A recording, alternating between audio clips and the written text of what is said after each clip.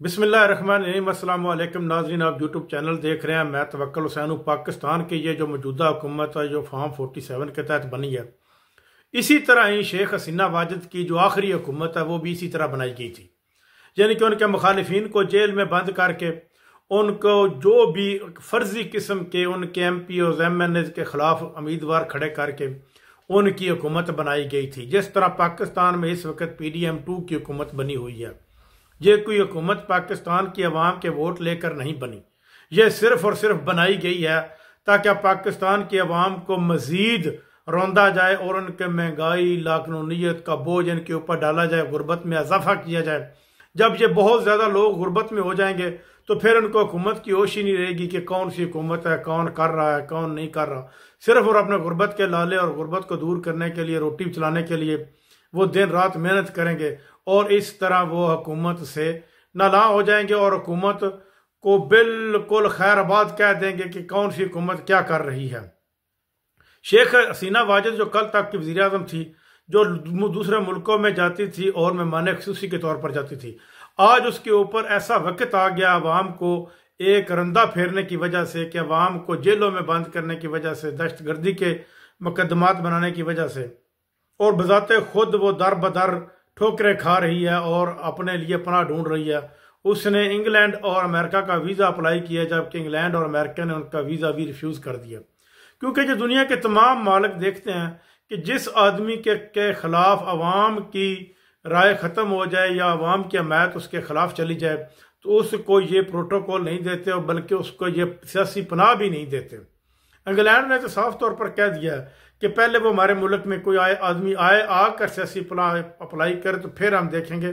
कोई दूसरे मुल्क में बैठ कर सियासी पनाह अगर अप्लाई करता है तो वो उसकी सियासी पनाह नहीं कबूल की जाएगी। आप देख लें अब पाकिस्तान में जिस तरह ये काम चल रहा है, ये सारे के सारे हुकूमत ने इस वक्त अपने कुछ अहम वज़रा और मीडिया वालों को ख़रीदा है और ख़रीद कर ये कहा है कि आप सिर्फ और सिर्फ इसकी ममासलत को जो शेख हसीना वाजिद की है इसको इमरान खान के साथ मिलाएं कि इमरान खान शेख हसीना वाजिद का रोल अदा कर रहा है।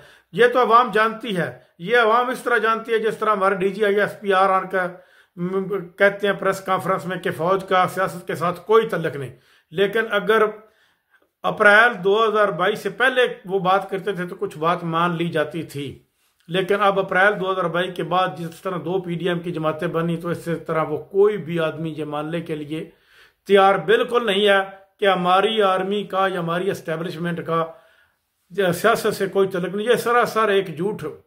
और इसी तरह ये जो हमारी हुकूमत कर रही है ये भी सरासर झूठ बोल रही है और ये कह रही है कि इसकी मवासलत को इमरान खान के साथ मैच किया जाए।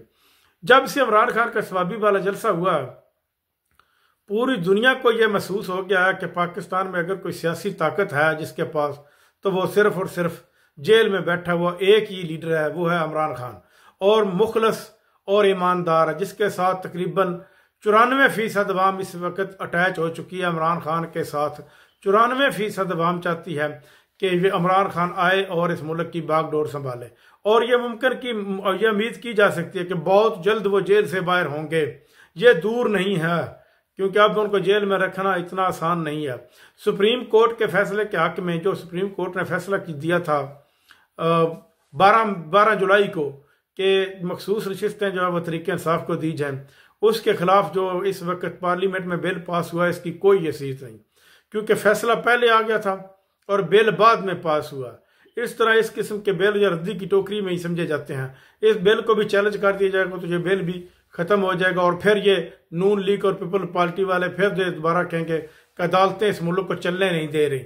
अगर अदालतें आपको हर किस्म की करप्शन करने की इजाज़त दें तो फिर ये ठीक है, अगर आपको करप्शन से रोकें और लाकानूनीत से रोकें तो फिर आप यही कहते हैं कि अदालतें इस मुल्क को चलने नहीं देती।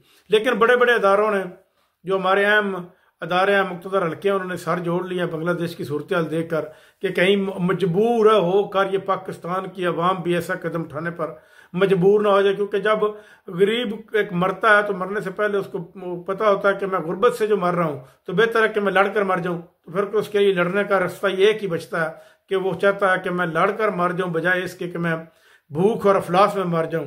इस वक्त पाकिस्तान में भूख और अफलास जो है वो दंदराती फिर रही है।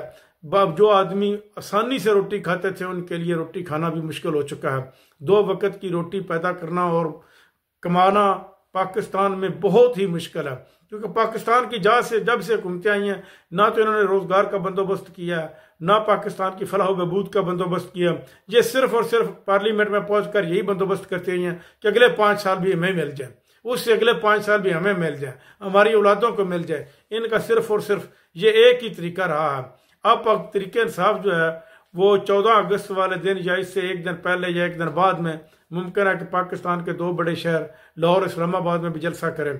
और इसके लिए इमरान खान ने अल्टीमेटम दे दिया है अपनी पार्टी के आदमियों को कि वो सुप्रीम कोर्ट से रजू करें और सुप्रीम कोर्ट से इजाज़त लेकर बताएं और इसके एक जलसे का इंतज़ाम करें। और फिर आहिस्ता आहिस्ता ये एक तहरीक की शक्ल इख्तियार करता जा रहा है। अब पाकिस्तान की हुकूमत और मुक़्तदर हलकों को भी पता चल चुका है कि हो सकता है कि ये अब अवाम एक तहरीक की शक्ल में जलसे बदल जाए और अवाम फिर उसी तरह जिस तरह ढाका में हुआ है इसी तरह पाकिस्तान में हो शायद ना हो जाए।